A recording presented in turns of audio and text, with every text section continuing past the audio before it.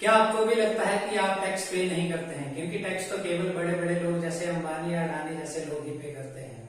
तो अगर आप ऐसा सोचते हैं तो आपकी ये सोच बिल्कुल गलत है, क्योंकि टैक्स जो है हर एक इंसान पे करता है। आज हम जिस टॉपिक के बारे में बात करने जा रहे हैं वो है टैक्सेशन लॉ का एक टॉपिक है टैक्स के बारे में। आज हम देखेंगे कि कितने टाइप्स का टैक्स होता है और कौन कौन से लोग होते हैं जो टैक्स पे करते हैं। तो चलिए शुरू करते हैं।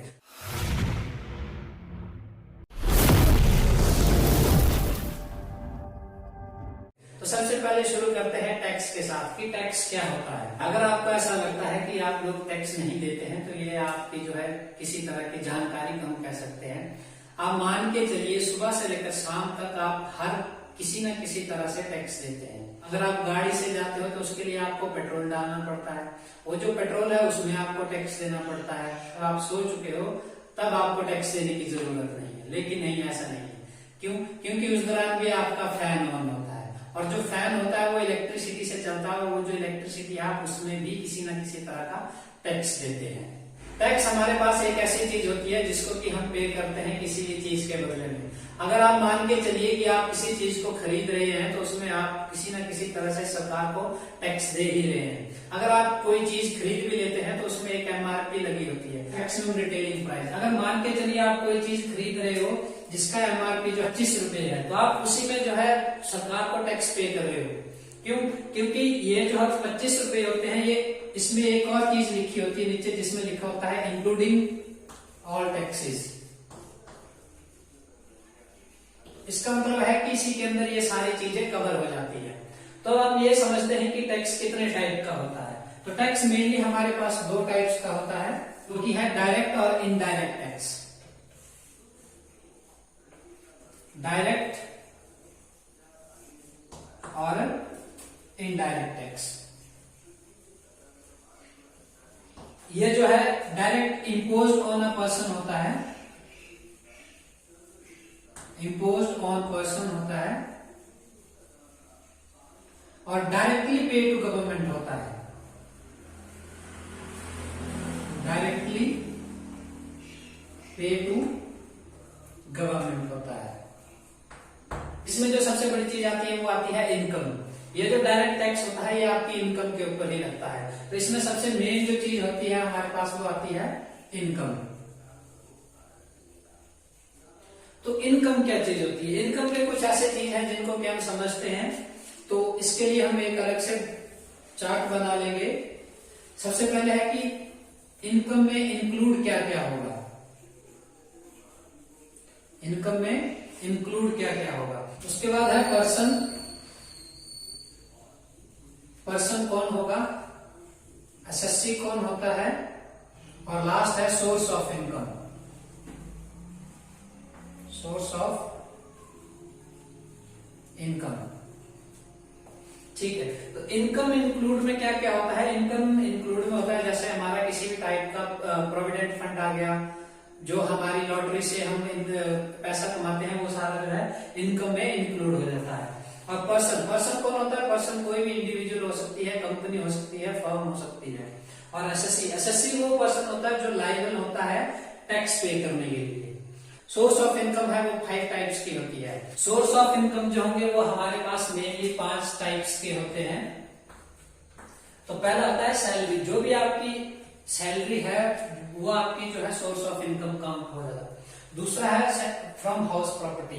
मान लीजिए आपने अपना हाउस जो है रेंट पर चढ़ाया हुआ है और उससे आपको किसी तरह की इनकम आ रही है तो वो भी इसी में आएगा। अगला है बिजनेस। बिजनेस करके अगर आप किसी तरह का पैसा या रेवेन्यू जनरेट करते हो तो वो भी इसी में आएगा।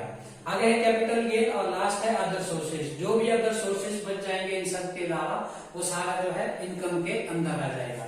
तो ये तो था डायरेक्ट टैक्सेस के बारे में। अब आते हैं इनडायरेक्ट टैक्स के ऊपर। इनडायरेक्ट टैक्स क्या होता है? इनडायरेक्ट टैक्स वो होता है जो डायरेक्टली किसी भी पर्सन के ऊपर इम्पोज नहीं किया जाता है।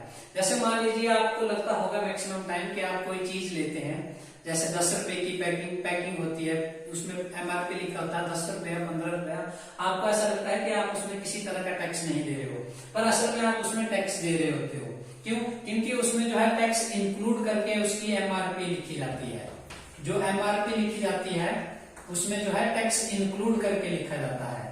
तो इसका मतलब यह है कि आप इनडायरेक्ट तरीके से जो है आप गवर्नमेंट को टैक्स पे कर रहे हो। ये जो है इनडायरेक्टली पे टू गवर्नमेंट होता है, इनडायरेक्टली पे टू गवर्नमेंट होता है, ठीक है। और ये जो इनडायरेक्ट टैक्स होता है ये सेंट्रल गवर्नमेंट और स्टेट गवर्नमेंट दोनों अलग अलग तरीके से लेती है। और जो इनके टैक्सेस होते हैं सेंट्रल गवर्नमेंट के और स्टेट गवर्नमेंट के, वो कुछ इस प्रकार होते हैं। तो ये होते हैं इनडायरेक्ट टैक्स जो स्टेट गवर्नमेंट और सेंट्रल गवर्नमेंट लेती है। तो जैसे इसके कुछ एग्जांपल है, जैसे लिमिट टैक्स। लिमिट टैक्स क्या होता है, जैसे मान लीजिए कोई भी इंटरनेशनल बॉर्डर से कोई सामान आता है इंडिया के अंदर, उसमें लिमिट टैक्स लग जाता है, और जो लिमिट टैक्स होता है वो सेंट्रल गवर्नमेंट द्वारा लिया जाता है। दूसरा है इनकम टैक्स। इनकम टैक्स भी सेंट्रल गवर्नमेंट को पे होता है, डायरेक्ट पे होता है। प्रॉपर्टी टैक्स है, प्रॉपर्टी टैक्स भी डायरेक्ट सेंट्रल गवर्नमेंट को दिया जाता है। एग्रीकल्चर टैक्स है, वो भी डायरेक्ट जो है सेंट्रल गवर्नमेंट को दिया जाता है। तो ये है state government tax. State government tax में क्या क्या आता है, इसके कुछ एग्जांपल है, जैसे लैंड एंड रेवेन्यू टैक्स। जो भी लैंड और रेवेन्यू से टैक्स आएगा वो जो है स्टेट गवर्नमेंट को जाएगा। टोल टैक्स, जितने भी हमारे टोल होते हैं उनसे जो टैक्स कलेक्ट होता है वो सारे का सारा स्टेट गवर्नमेंट को जाता है। उसके बाद है एंटरटेनमेंट टैक्स। एंटरटेनमेंट टैक्स को आप ऐसे मान लीजिए जैसे आप किसी बड़े थिएटर पे मूवी देखने जा रहे हो, तो वहां पर आप जो एंटरटेनमेंट के लिए टैक्स दोगे वो टैक्स भी जो है डायरेक्ट स्टेट गवर्नमेंट को दिया जाएगा। और लास्ट है सेल टैक्स। सेल टैक्स क्या होता है, जैसे मान लीजिए कोई ऐसी चीज है जिसको आप बेच रहे हो, वो बनी किसी और स्टेट में है लेकिन बेच आप किसी और स्टेट में रहे हो। जब आप उसको बेचोगे तो उस दौरान आप उसके लिए टैक्स जो है उस स्टेट को दोगे, और वो जो टैक्स दिया जाएगा वो जो है डायरेक्ट स्टेट गवर्नमेंट को दिया जाएगा। इनमें से बहुत सारे ऐसे टैक्सेस हैं जिनको कि बाद में जोड़ के एक साथ पे जीएसटी लाया गया है, गुड्स एंड सर्विस टैक्स माने जीएसटी। तो ये थी आज की वीडियो जिसमें कि हमने टैक्स के बारे में पढ़ा। टैक्स जो है मेनली दो टाइप्स के होते हैं, डायरेक्ट और इनडायरेक्ट टैक्स। अगर आपका इन सब चीजों को लेकर किसी भी प्रकार का कोई क्वेश्चन है तो आप कमेंट बॉक्स पे कमेंट कर सकते हैं।